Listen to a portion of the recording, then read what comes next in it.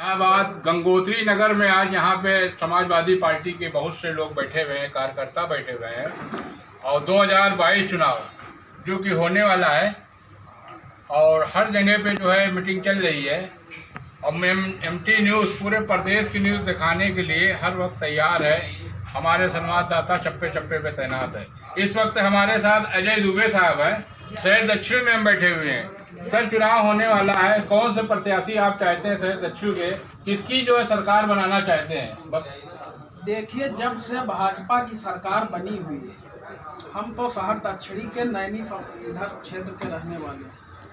नैनी क्षेत्र में आप होकर के आए होंगे, जितने हमारे पत्रकार बंधु हैं, रिपोर्टर हैं, कीचड़ से पानी से होकर आए होंगे तो उनको खुद में खुद समझ में आ रहा होगा कि रोड और नाली की क्या व्यवस्था है। दूसरी चीज़, भाजपा की जो मंदिर और मस्जिद वाली जो एक प्रक्रिया चल रही है, उसमें जनता को उलझाए रखना,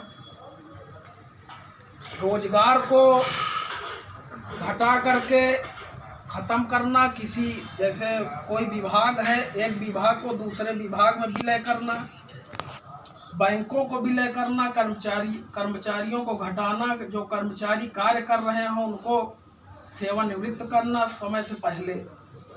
ये सारी प्रक्रिया अभी आपको सुनने को मिला होगा। भाजपा सरकार कुछ रेल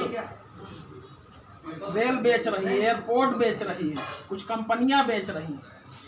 तो अगर सरकार को हमारे रेल से फायदा नहीं है तो वो बेच क्यों रही है? अगर बेच रही है, सरकार को फायदा नहीं तो बेच रही, तो अगला आदमी जो अडानी है, अंबानी है, तो उसको खरीद क्यों रहे हैं अगर हमारे रेल से फायदा नहीं है देश को? पहली चीज। दूसरी चीज, महीने से रोड पर बैठे हैं, ठंडी हुई, बारिश हुई, उनके लिए कोई सुविधा नहीं, बल्कि उनके लिए पुलिस मिलिट्री की व्यवस्था लगी है कि वो आगे बढ़ने न पाए। दूसरी चीज, लाल किले पर झंडा फहराया गया, चढ़ करके फहराया गया, तब पुलिस व्यवस्था कहाँ पर थी? फहराने के बाद आप उसको ढक रहे हैं, कंटेनर से ढकवा रहे हैं, और लाल किले को पहली बार ढका गया है। पूरे इतिहास में लाल किले को पहली बार ढका गया। उस पर से हमारे देश के प्रधानमंत्री अपने वक्तव्य को बोल रहे हैं, जबकि देश असुरक्षित है। आप सुरक्षित होकर के बोलेंगे तो जनता आप पर कहाँ तक विश्वास कर सकती है? बस यही कहना चाहेंगे कि जो व्यवस्था भाजपा ने दिया, वो उस व्यवस्था से जनता तनिक भी संतुष्ट नहीं है। अजय दुबे साहब, ये बताइए कि अपने शहर में, अपने प्रदेश में महंगाई है कि नहीं? का तेल 50 रुपए किलो बिक रहा है? महंगाई चरम पर है। जो गरीब खाते थे वो आपके तेल और आलू, आटा, ये सारी चीज शाम को इकट्ठा करके रोड के पटरियों पर खाना खाते। आज सरसों का तेल 200 के पार है और मजदूर की जो रोजाना की कमाई है वो 300। अगर तेल 200 का खरीद लेगा तो खाना और जो खाद्य सामग्री है कहाँ से खरीदेगा? सबसे बड़ी विडंबना तो मजदूरों और मध्य परिवारों के लिए है। शहर में जो टैक्स लग रहा है, मकान का, पानी का, जनता परेशान, उस पर क्या कहेंगे आप टहल करके देख लीजिए, रोड की व्यवस्था चरमराई हुई है, टैक्स लगातार बढ़ रहे हैं। बारिश अगर आधे घंटे होती है तो शहर पूरा लबालब भर जाता है। नगर निगम कहाँ तक प्रभावी है, आप लोग खुद घूम रहे हैं, देख रहे हैं, जान रहे हैं, सारी चीज़ सामने है। दूसरी चीज़, हमारे क्षेत्र के जो विधायक जी हैं, उनकी धर्मपत्नी मेयर भी है शहर की। तो सारी चीज, ये व्यवस्था तो और उच्च होना चाहिए। अगर विधायक और मेयर एक साथ कार्य करें तो शहर आज के डेट में दिशा बदल देनी चाहिए। दो सवाल का जवाब हो चाहिए। मुख्यमंत्री किसको चाहते हैं शहर दक्षिण से, प्रत्याशी किसको चाहते हैं? देखिए, मुख्यमंत्री के तौर पर तो हम नहीं, जो बच्चे हैं, जो इंटर पास किए थे बच्चे, उनको 30,000 रुपये प्लस लैपटॉप मिला था। वो 30,000 रुपये उनको फीस जमा करने के लिए, पढ़ाई लिखाई की सामग्री इकट्ठा करने के लिए एक सहायता मिली थी।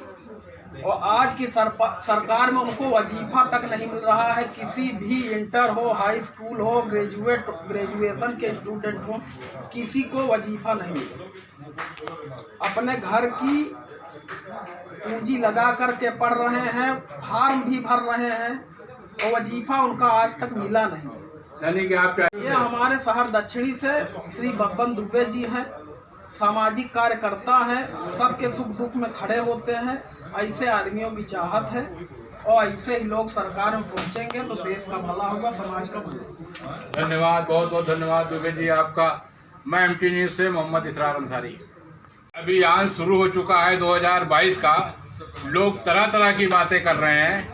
इस टाइम हमारे साथ जायसवाल जी हैं जो कि छात्र नेता रहे हैं यूनिवर्सिटी के। चुनाव होने वाला सर जी, किसकी सरकार चाहते हैं लखनऊ में बने, प्रत्याशी कौन सा हो, इसलिए कि इस पर हम दक्षिण में बैठे हैं, क्या कहना चाहेंगे सर? हम ये कहना चाहते हैं कि हमारे साथ दक्षिणी बब्बन दुबे एक कर्मठ लोग साथी हैं और इन्हीं का बोलबाला है और सभी लोग चाहते हैं कि बब्बन दुबे यहाँ से चुनाव लड़ेंगे और जीतेंगे। किसकी सरकार चाहते हैं वहाँ पे? सरकार मुलायम सिंह, अखिलेश यादव साहब की सरकार चाहते हैं। और क्या कहना चाहेंगे?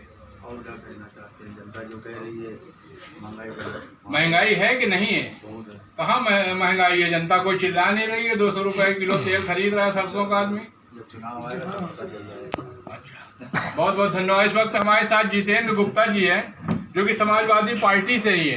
सर क्या कहना चाहते हैं? महंगाई तो हमें नहीं दिख रही है, क्या कहना चाहेंगे? आप तो व्यापारी आदमी हैं। कह रहा है इस राज्य की महंगाई नहीं है, सारे प्रूफ हमारे पास है।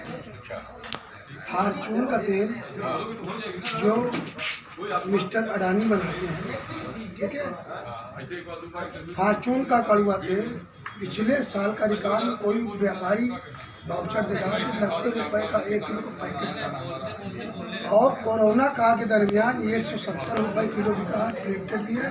बाजार में कोई भी आदमी जो भी जाए भारतीय जनता पार्टी को जो भी पता कर ले, महंगाई चरम सीमा पे है। लेकिन लोग इसलिए नहीं बोल रहे हैं कि कोरोना का जो सोशल डिस्टेंसिंग है इसलिए जनता निकल रही, जनता घुट घुट के जी रही है। आप सर्वे कर लीजिए, जनता घुट घुट के जी रही है। आपका काम है, ट्रांसपोर्ट का भी काम है, दुकानदार भी है, क्या ट्रक आपकी चल रही है? ट्रक चल रही, लेकिन ट्रक रुक रुक के चल रही है। उसका ये असर है कि समाज में जो गरीब तबका है पूरे ऑल ओवर इंडिया में, मैं उत्तर प्रदेश की बात नहीं कर रहा हूँ, और जो मिडिल क्लास का लोग है जिसके पास कोरोना 1.5 साल हो गया, लोगों की आमदनी कम हो गई है, हमारी भी कम हुई है। तो जब लोगों की आमदनी कम हो गई तो बिजनेस पे असर पड़ता है, हमेशा पड़ेगा। सरकार सेंटर में कोई हो, चाहे कांग्रेस हो चाहे बीजेपी हो, बीजेपी सत्यानाश कर ही दिएगा, दुनिया जानती है। पिछले लॉकडाउन में जो पिछले साल लॉकडाउन था उसमें डीजल 60 रुपये 62 रुपये लीटर था, तो उसमें ट्रक वालों को पैसा बचता था। आज वही डीजल 91 रुपये 90 रुपये 80 पैसे लीटर हो गया है और पूरे हिंदुस्तान में ट्रक वालों का काम नहीं, भाड़े नहीं है।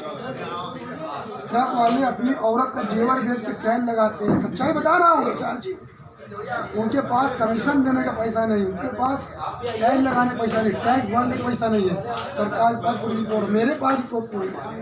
मैं खुद ट्रक मालिक भी हूँ, ट्रांसपोर्टर भी हूँ, मैं जानता हूँ। गुप्ता जी बहुत बहुत धन्यवाद, आपने जानकारी दी। आप ट्रांसपोर्टर हैं, आपका भाड़ा वाड़ा नहीं मिल रहा है, आप परेशान हैं। ट्रक लाइन से फिर बार कह रहा हूँ, हिंदुस्तान की जनता 80% जनता ट्रक लाइन जुड़ जाती है। इसमें टायर बनाने वाला, मोटर पार्ट्स बेचने वाला, डीजल बेचने वाला, तमाम ऐसे लोग हैं जो भुखमरी कगार पे हैं। हम आपसे क्या बताएं। बहुत बहुत धन्यवाद। मैं मुंबई नेत्र टाइम से मोहम्मद इसरार अंसारी।